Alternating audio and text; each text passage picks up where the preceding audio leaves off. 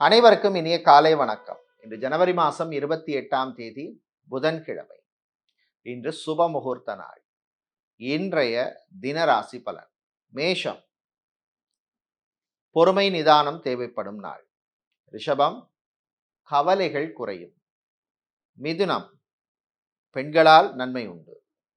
கடகம், வாழ்க்கை துணை வழியிலே நல்ல செய்திகள் உண்டு.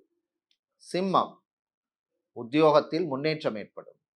கன்னி, மாணவர்களுக்கு நன்மையான நாள். துலாம், சந்திராஷ்டமம் இருப்பதனால் வீண் செலவுகள் வந்து போகும். விருச்சிகம், விவசாயிகளுக்கு லாபம் உண்டு. தனுசு, கடன் விஷயத்தில் கவனம் தேவை. மகரம், வாகன யோகம் சிலருக்கு உண்டு. கும்பம், வேலையில் கவனம் தேவை. மீனம், முயற்சியால் முன்னேறும் நாள்.